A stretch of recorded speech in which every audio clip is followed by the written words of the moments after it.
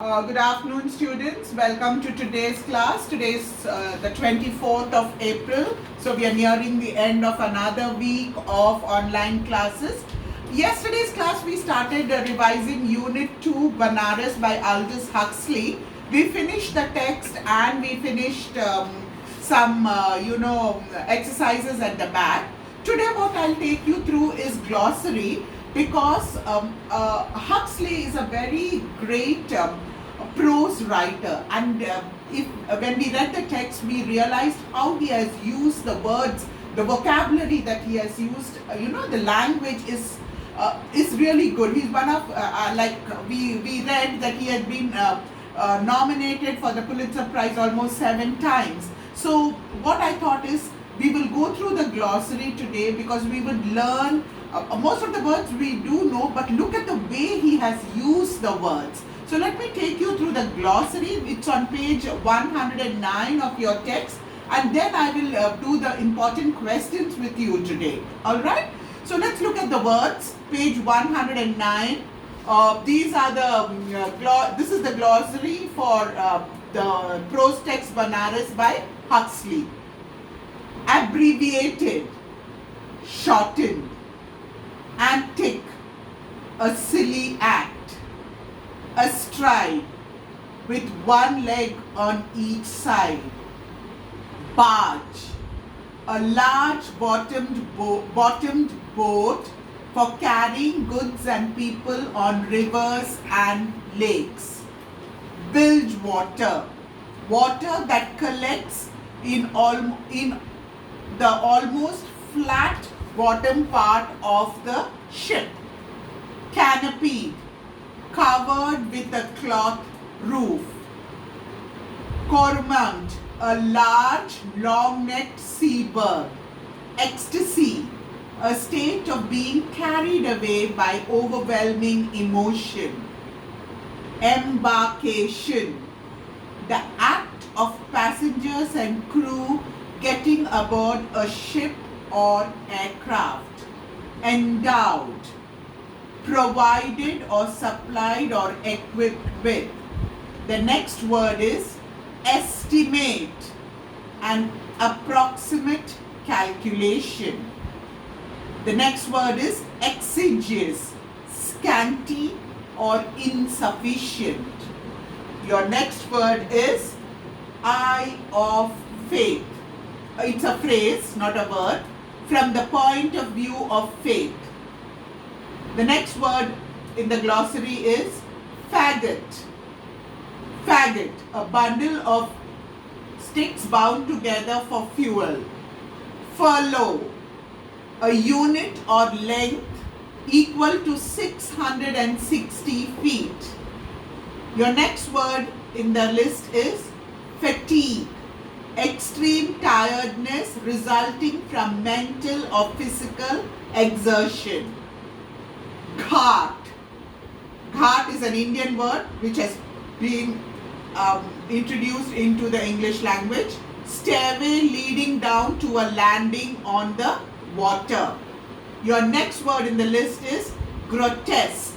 Grotesque meaning abnormal and ugly. Gruesome. Gruesome meaning inspiring horror. We move down the list. Heaving is the next word. It is the act of lifting something with great effort. Imbecile. Imbecile is a stupid person. Incumbent. Necessary for someone as duty or responsibility. Indispensable. Your word indispensable meaning essential. Ingenious. Ingenious meaning showing inventiveness and skill. The next word in the list is inquisitive. Inquisitive means curious. Then you now have a phrase in the twinkling of an eye. In the twinkling of an eye means very quickly. The next word in the list is ledge. Ledge means a narrow horizontal shelf which is attached or affixed to a wall. The next word in the list is litter. Litter is a conveyance consisting of a chair or a bed carried by two poles or bearer. Liveried. Liveried means wearing a livery, a uniform for male servants. The next word in the list is lurching. Lurching means moving abruptly or unsteadily. Major domo. Major domo. It's an English word. It's used in English context. It means head steward in a great household. Okay, the head servant is called major domo. Masonry. Masonry means a structure built of stone or brick. The root word is mason. Mason. Okay. Muscle. In certain animals, the part of the head comprising of jaw and nose, that part, the front part of an animal's face is called the muscle. The next word is nibble. Nibble is to take small bites. Okay, the fish nibbles on its food. If you don't eat well, you ask, why are you nibbling on your food? That is taking small bites. Then you have a phrase, Noah's Ark. Noah's Ark refers to the biblical story of Noah, who saved his family and animals from the great flood that God sent to destroy the world, and he built a very large ship, the ark, and all of them went into it and they were saved. The next word is oblong. Oblong is a rectangular object or flat figure. Okay?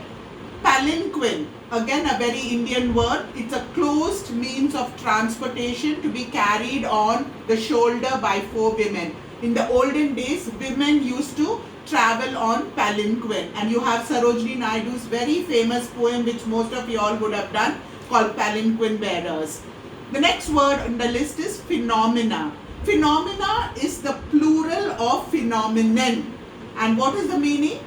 That which can be seen to exist or happen. Phenomenon is the singular, phenomena is the plural. The next word in the list is plebeian. Plebeian means common people, the ordinary, the masses. Your next word is provisions, a stock or supply of food. You must be hearing this word. Let's get the provisions because of the pandemic. Let's store up on the provisions. Okay? It means a stock or supply of food. The next word is pyre. Pyre is the wood heap for burning a dead body in a funeral rite. The next word on the list is silhouette. Silhouette, a French word. It's the picture of a solid black, showing just the outline, just the shadow. It's called the silhouette. Slime is your next word. It is any thick, viscous matter like muddy waters of the Ganges. Okay, thick, gooey. Okay, that's called slime. Smoked glass is your next word. Glass that is being treated in such a way that it can filter the bright objects without damaging the eyesight. Smoldering is the next word. Smoldering, burning slowly without a flame, like how the coal burns, red hot, that's smoldering. Squint is your next word. To look at someone or something with one or both eyes partly closed in an attempt to see more clearly. Like when the sun is very harsh, you close your eyes, like you close your eyelids so that you are staring at that thing. That is called squinting. Staves are your next word. It is the plural for staff. Staff and staves. This is something new. Staff is the singular and staves is plural. Staff is a stick or a rod and staves is many sticks. Okay, a strong rod or stick. Sumatra, Java Sumatra Islands, tepidly lacking emotional warmth or enthusiasm. The next word is thronged. Thronged is crowded, lot of people together. Okay, the word we hear now in the news, please don't throng in public places because of the pandemic, because of COVID-19. Totem is a new word.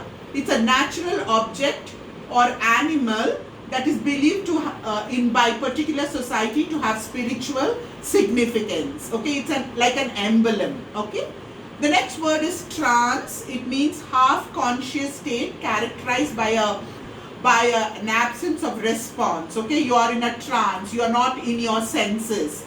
And another word is trudge. Trudge is to walk slowly. Okay, you are trudging along. It means walking slowly. Then you have the word unabashed. Unabashed is not embarrassed. And the last word in the list is vulgar. Vulgar means again common people associated with the ordinary. Please read the list of words because it's very important. Now I will move on to the important questions that you could get. Okay. Now Huxley has, did you see the variety of vocabulary that he has used? I think almost 50 words we learned today. That shows, you know, his felicity, his flair for writing. He's a great prose writer. Now I'm going to move on to the questions that you could guess, the essay questions for 15 marks that you could get from this lesson. I identified a few. One of them would be, how does Huxley connect the incident of the bull and the beggar to the rest of his essay? Expand your answer by elaborating on Huxley's reflection. The second would be, describe the arrival of the princess in your own words. Two important questions that I feel you could get. One of them definitely is, what according to Huxley should be our attitude towards religion and why? That's a very important question. And another question which I feel you could get is, what does the author propose for the betterment of India? Do you agree with his views? Give reasons for your answer. So you can here this question is important because Huxley has one perspective for the betterment of India, and we as Indians, we can have another perspective for the betterment of India. So you can have two alternate perspectives here. So these are some of the questions that you could get. We have given you a detailed summary of the lesson. We will again be sending you the detailed summary of the lesson with an introduction to Huxley that you could use to write your answers. Alright? Any questions? Any questions? Any doubts?